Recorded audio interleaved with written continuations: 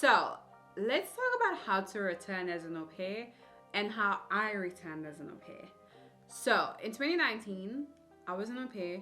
I came for like a year and 6 months. I stand to be corrected. No, a year and 2 months, year and a month. And I went back to South Africa. And then 2 years later, I was like, I want to come back. And I did say in the video where I spoke about how much I paid in my initial here, I did say that I was going to come back and do this video. So when I decided I wanted to come back, the first thing I did is, once again, I reached out to my agency. I reached out to them and I said, hey, I'm thinking of coming back. They called me back. Well, I sent a little email thing on the website. They called me back and they were like, oh, okay, cool. When were you an au pair, that whole thing? And they were like, okay, you need to come in, we need to set up the registration form, and we need to sort out your stuff. Now, in Au Pair in America, I don't know about other agencies. In Au Pair in America, when you're a returning au pair, you don't have to pay the program fee. I just paid my registration fee, which was like 1.5, 1.3. It was like 1.3 something, 1.4 max. I had to pay my registration fee, and then I had to pay my visa fee. I did not pay the program fee. It was way cheaper as a return au pair than when I was first an au pair. The only things I think I had to pay for was my police clearance, and still I didn't even have to pay to them. I had to do it on my own. My police clearance, my doctor's paperwork, and my registration fee, my doctor's checkup, my police clearance, and my visa. Those were the only things. I think in total everything probably came up to like 5,000, 6,000 if I'm being generous. That's counting like the money I spent to go see the New York trip and everything. But it came up to like 5,000, 6,000 max rands. That's how much I spent becoming a returning au pair. Now other people for other agencies have to start the whole process all over again.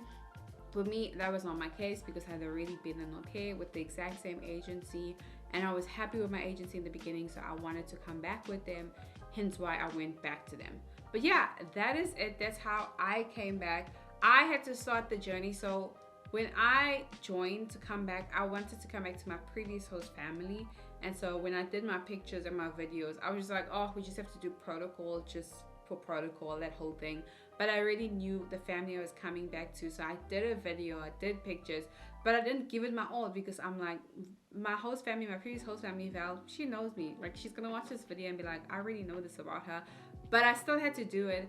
However, I didn't end up going to them because we had problems. There was no LCC living within an hour to their house at the time. And so we tried our best to get me. I was like, I know this family, I have to. And they were like, if you're going at our agency, you have to have an LCC within an hour. Therefore, you can't go with this family because they live far away from the LCC. And so that's why I didn't end up going at them.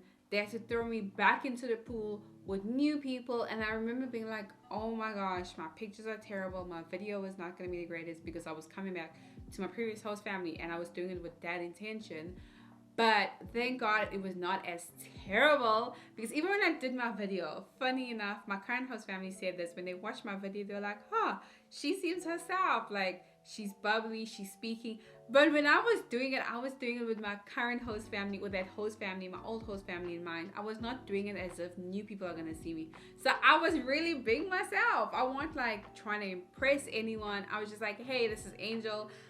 It was like at the back of my house. I was in like in a white t-shirt. I wasn't even like, you know, like trying to think, oh, like, oh my gosh, how do I impress host families?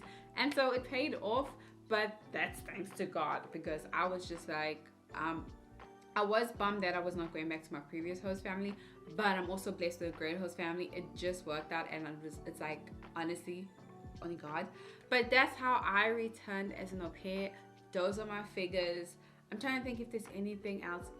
Coming back as a second time au pair was actually way easier than the first time, because I also had my social security.